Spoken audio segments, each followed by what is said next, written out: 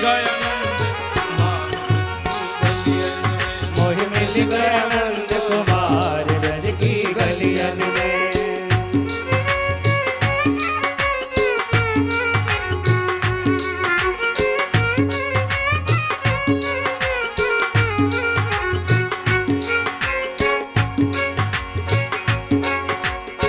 कारे की सखी कारो जाने, कारे की सखी कारो जाने।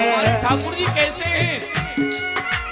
कारे हैं ऊधो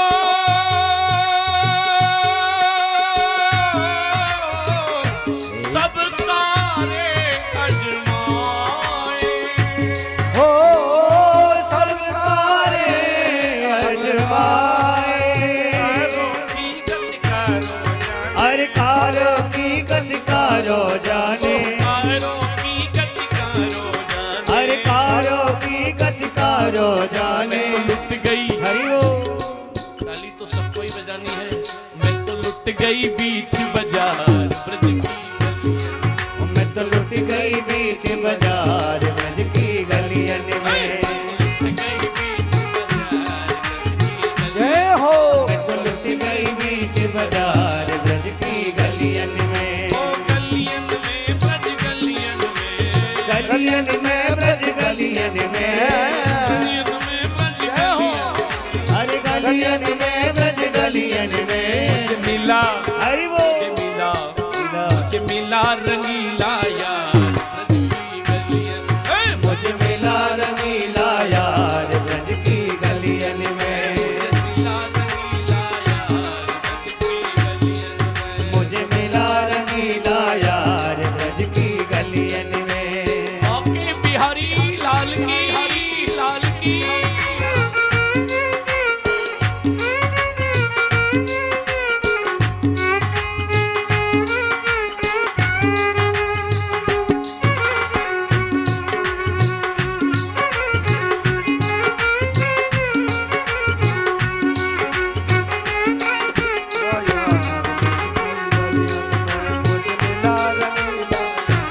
दर्शन कीजिए प्रेम से। तन जन्म जन्म से ढूंढ रही थी, जन्म जन्म से ढूंढ रही थी। जन्म जन्म से ढूंढ रही थी, जन्म जन्म से ढूंढ रही थी। जन्म जन्म से ढूंढ रही थी, जन्म जन्म से ढूंढ रही थी। जन्म जन्म से ढूंढ। अरे जन्म जन्म से ढूंढ रही थी। दर दर पे उसे खोज रही थी, दर दर पे उसे खोज रही थी। दर दर पे उसे खोज रही थी। दर दर पे उसे खोज रही थी। मुझे मिला, मिला मुझे मिला, मिला मुझे मिला मेरा रिजवान ब्रज की गलियन। जय हो। मिला मिला रिजवान ब्रज की गलियन में। मिल गया नंद कुमार ब्रज की गलियन में। मोहि मिल गया नंद कुमार ब्रज की गलियन में। जय हो।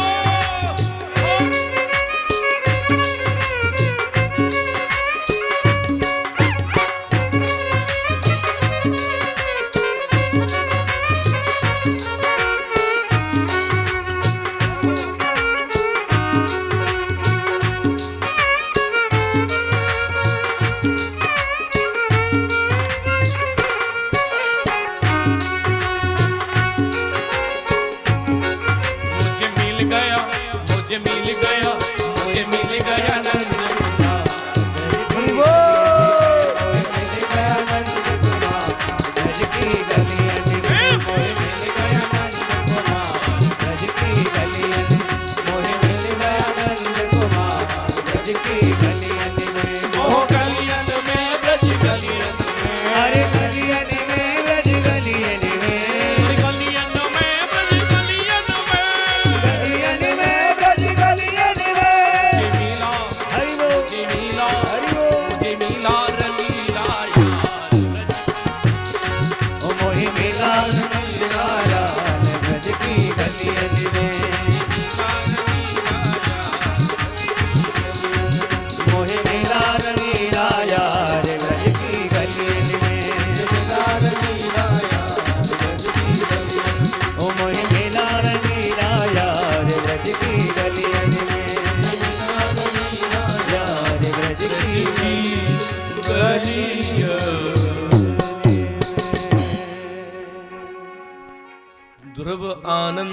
गिरिवर्धन भगवान की प्रेम पूर्वक ठाकुर जी का दर्शन।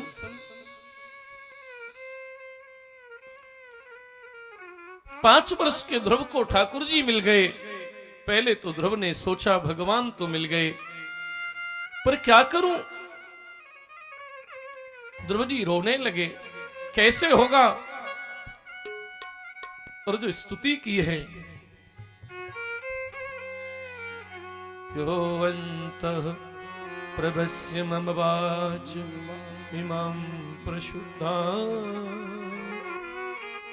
सजीमयत्यखिल शक्ति धरः स्वधा अन्यास्तहस्तचरण श्रवणत्वगादी प्राणं नमो भगवते पुरुषाय प्राणं नमो भगवते पुरुषाय तुभ्यं जो जानहि तेह देहो जनाई जानत तुम ही हो जाई जो जाने। महाराज ध्रुव जी के सामने देखो बिहारी जी प्रकट हुए, दर्शन दिया है। ध्रुव जी ने भगवान को देखा। भगवान ने कहा बेटा अब तुम्हारे पिता आ रहे हैं, इसलिए वो ढूंढ रहे हैं, तुम चले जाओ। देखिए ध्रुव कैसे भक्त हैं। ध्रुव अर्थार्थी हैं। आर्त, अर्थार्थी, जिज्ञासु, ज्ञानी, चार तरह के भक्त। ध्रुव जी अर्थार्थी हैं कुछ कारण से। गज, कल गज का चरित्र आएगा, गज आर्त है। उद्धव जी जिज्ञासु हैं। कागभुसुंड जी ज्ञानी है। राम भगत जग चार प्रकारा चारहु सुखति अनघ उदार। महाराज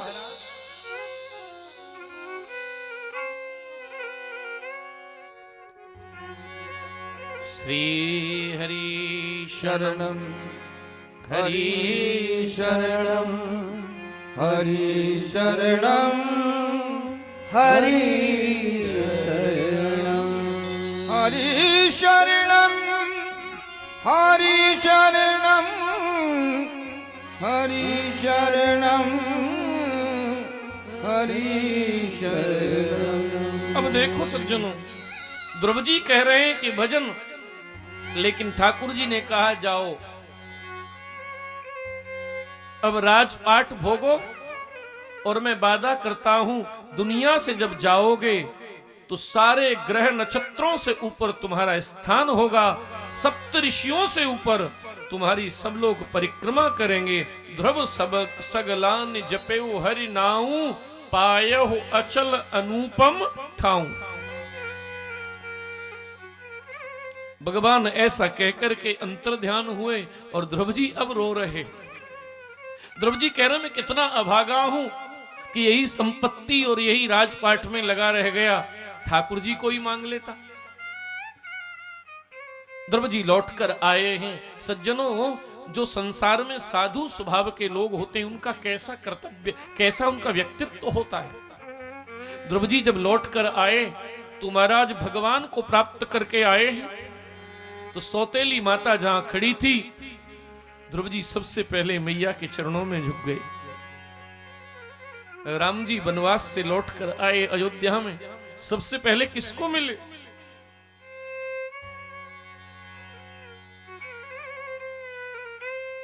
प्रथम राम भेटी कैकेयी।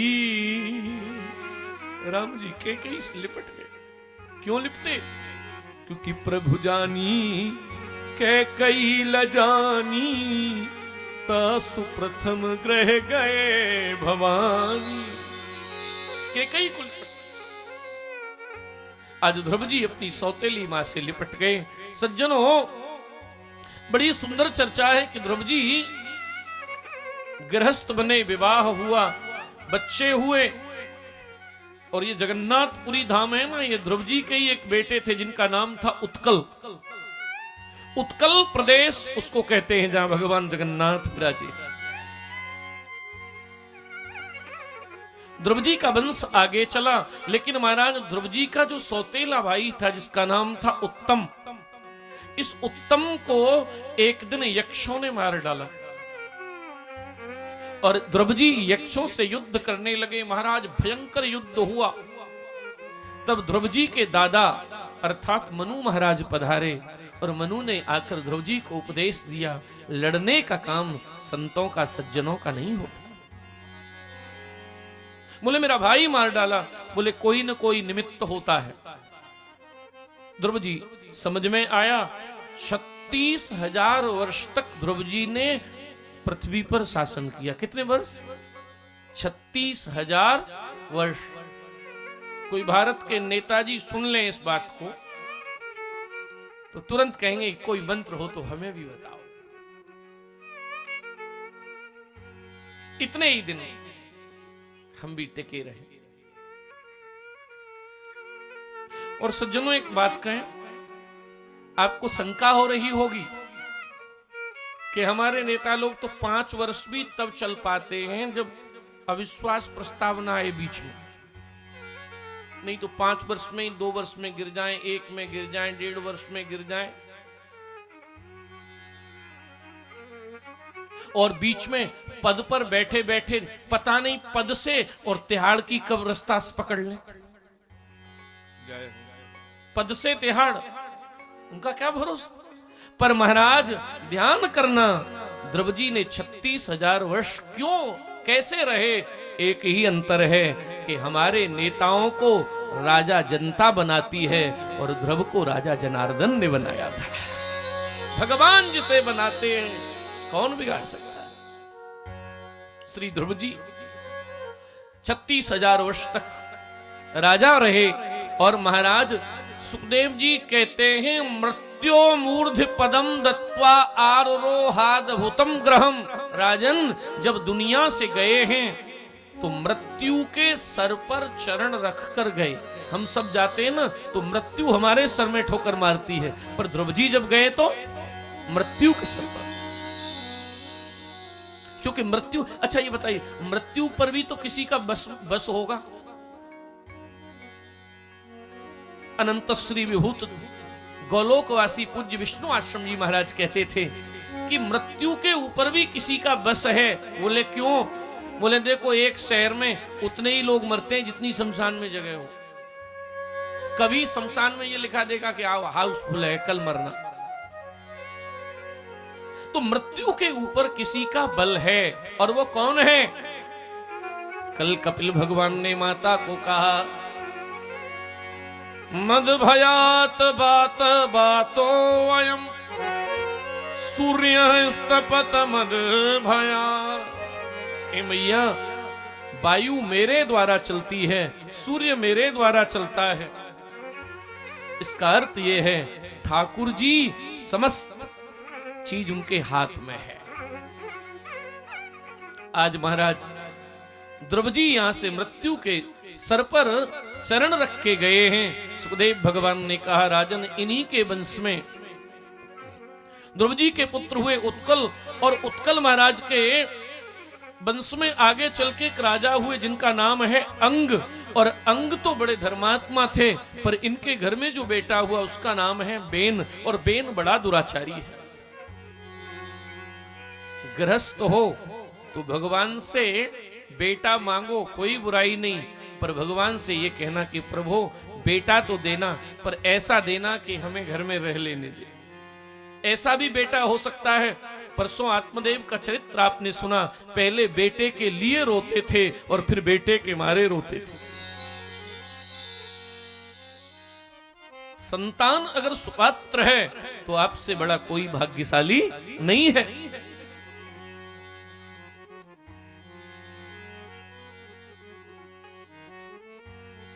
कल हम यहां से कथा के बाद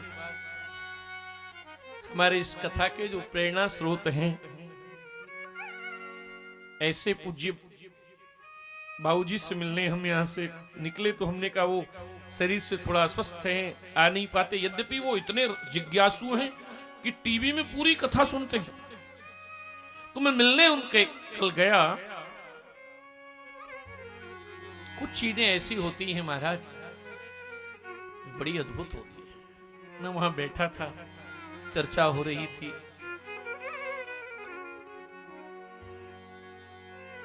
तो हमारे दूसरे नंबर के जो भैया महेश जी हैं, वह बात करते करते रो पड़े, भावुक हो गए। बोले महाराज जी, आज जो सब दिख रहा है ये माता पिता का ही परिश्रम है। और मैं कहता हूं कि माता पिता तो धन्य है, पर ऐसी संतान भी धन्य है जो ऐसा भाव रखती है। हाँ?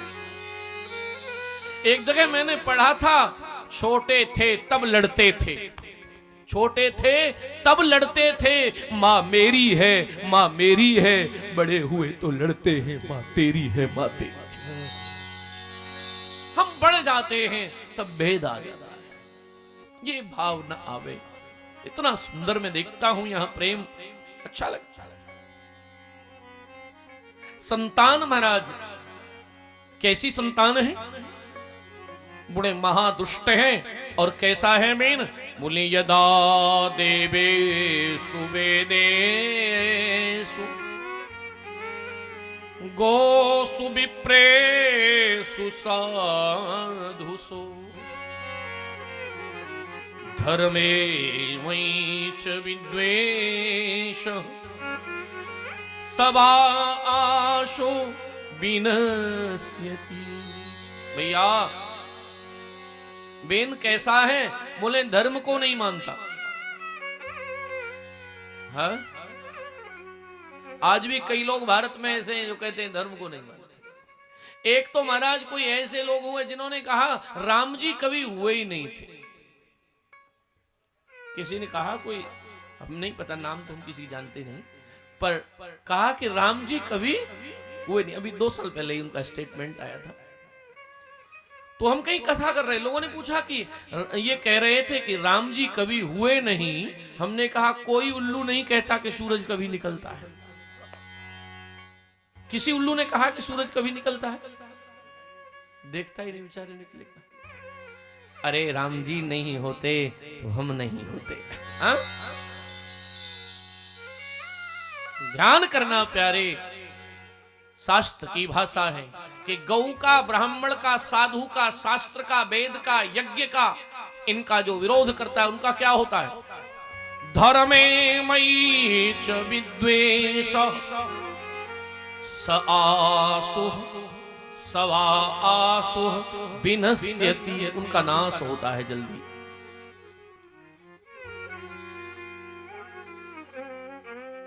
तुम घर से निकलो और घर के सामने मंदिर हो, मंदिर में से भले ही गरीब ब्राह्मण है लेकिन मंदिर में से पूजा करके हाथ में जल का पात्र लेकर आ रहा है, तुम्हारे शरीर पर 10,000 का सूट है, उसके शरीर पर 10 रुपए की लंगोटी है, पर मेरा एक सुझाव है कि उसके चरणों में प्रणाम कर लेना, तुम्हारी जिंदगी सुधर जाएगी। तुम्हें वो उस समय देगा, वो दुनिया में कोई दे नहीं सकता, क्योंकि सवा आसोह विनश्यति, इनका विरोध करने से नाश हो जाता है। महाराज बेन बड़ा दुराचारी है, संतों को क्रोध आया, महाराज संतों ने इसे मार डाला और इसके शरीर का मंथन किया तो भगवान पृथु और देवी अर्ची का जन्म हुआ। बोलिए पृथु भगवान की जय। महाराज पृथु जी का जन्म, देवी अर्ची का जन्म हुआ है। महाराज जी पृथु जी जब दुनिया में आए तो अकाल पड़ा, और अकाल पड़ा तो पृथु जी को कष्ट हुआ कि अकाल क्यों पड़ रहा है। मैं आज जा रहा था तो सुरेश जी को मैंने पूछा था कि यहां से द्वारिका कितनी देर में पहुंचते हैं? बोले 7 घंटे में या 6 घंटे में। 5 तो मैंने कहा कितना किलोमीटर है? कि 400 किलोमीटर। 400 किलोमीटर 5 घंटे में कैसे पहुंचते हैं? तो मैं जब यहां से जब इनके बाड़ी पर गया तो रोड देख के लगा के ऐसे पहुंचते हैं। मैं किसी की बड़ाई और बुराई नहीं कर रहा, पर राजा का कार्य है देश प्रदेश को बहुत सुंदर बनाना।